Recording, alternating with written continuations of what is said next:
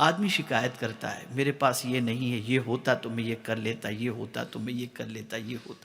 یہ پرابلمز کو آدمی سامنے رکھتا ہے. میں کہتا ہوں جس رسول اعظم کا معاملہ یہ تھا کہ مسجد حرام میں نماز پڑھنے کی ان کو اجازت نہیں تھی، وہاں دقتیں، اعلانیہ تبلیغ کی اجازت نہیں تھی. اجازت سے مراد ظلم و ستم کے پہاڑ توڑے جا رہے تھے. کیا مسجد حرام کے اندر پابندی ہونے کی وجہ سے، اعلانیہ تبلیغ کی پابندی ہونے کی وجہ سے کیا ایجوکیشن کے کام کو حضور نے روکا؟ نہیں. اپنے ایک صحابی ارقم کے گھر پر حضور نے تعلیم کا سلسلہ شروع فرمایا، اور پھر دار ارقم سے رسول اعظم صلی اللہ علیہ وسلم صحابہ کو تعلیم دیتے، اور اس کے بعد انہی میں سے ایسے صحابہ نکلے جو پوری دنیا کے لیے رشد و ہدایت کے علمبردار بن گئے.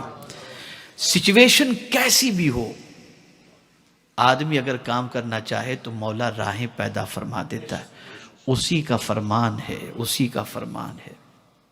والذین جاہدوا فینا لنہدینہم سبلنا.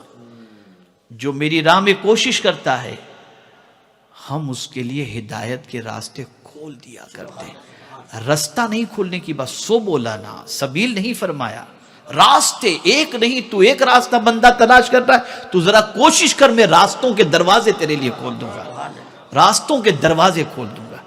شرط یہ ہے جاہدو، اور پھر فینا فرمایا گیا، اپنی ذات کے لیے نہیں، ہمارے لیے. اس لیے کہ جب تو میری طرف قدم بڑھائے گا تو میرے بندے یہ ہو ہی نہیں سکتا کہ تو بندہ ہو کر میری طرف قدم بڑھا اور میری رحمت تجھے بے سہارا چھوڑ دے. بلکہ سن، تو ایک بالش بڑھے گا، میں ایک ہاتھ بڑھوں گا. تو چل کر کے آئے گا، میری رحمت دوڑ کر کے آئے گی. تو میرے پیارے آقا صلی اللہ علیہ وسلم کے پیارے دیوانوں، ایجوکیشنل انقلاب یہ آج کے دور کی سب سے بڑی ضرورت ہے. دینی دنیاوی دونوں ایجوکیشن کے سلسلے میں جب تک کہ ہم محنت و مشقت نہیں کریں گے اور جد و جہد نہیں کریں گے، اس وقت تک ہماری آئیڈینٹی اور ہماری پہچان پہ جو داغ لگا ہوا ہے وہ داغ کبھی ختم نہیں ہو سکتا. آج میں آپ کو بتاؤں، بہت سارے مسلمان ایسے، میں ہندوستان کی بات آپ کو بتاؤں، کبھی کبھی نکاح پڑھانے کے لیے جانا پڑتا ہے. واللہ میں آپ کو بتاتا ہوں، جب دولہے کو پہلا کلمہ پڑھایا جاتا ہے نا تو وہ بھی صحیح نہیں پڑھ پاتا، وہ بھی نہیں پڑھ پاتا. ہم نے اس کے لیے کیا کوششیں کی، ہم نے ان کو ایڈوکیٹ کرنے کے لیے کیا کوشش کی، ہمارے پاس کون سا پلان ہے. اے رسول گرامی وقار صلی اللہ تعالی علیہ وسلم کے پیارے دیوانوں، جب تک کہ آپ تعلیمی میدان کے اندر آگے نہیں بڑھیں گے دنیا آپ کو پیچھے چھوڑ دے گی، اور تعلیمی میدان میں اگر آپ آگے بڑھے دنیا مقتدی ہوگی، آپ امام ہوں گے.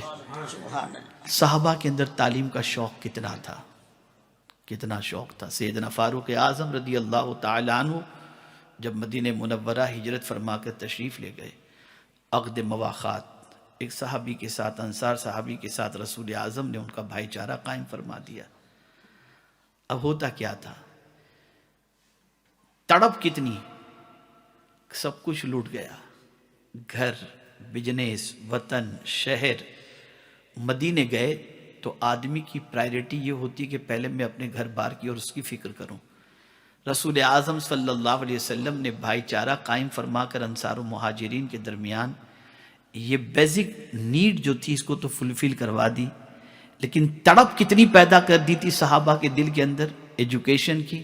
تو آپ جانتے ہیں انصار و مہاجر جو دو حضرت فاروق اعظم کا جن کو بھائی بنایا گیا تھا، دونوں نے کمٹمنٹ کیا، دونوں نے پلان بنایا کہ دیکھو ایک دن تم حضور سے سیکھنے کے لیے جاؤ گے اور میں کاروبار کروں گا، اور تم جب سیکھ کر کے آؤ گے رات کو تم مجھے سکھاؤ گے، دوسرے دن میں سیکھنے کے لیے جاؤں گا، جو سیکھ کر کے آؤں گا میں تمہیں سکھاؤں گا. یہ تھی ایجوکیشن کی تڑپ، یہ تھی ایجوکیشن کی تڑپ.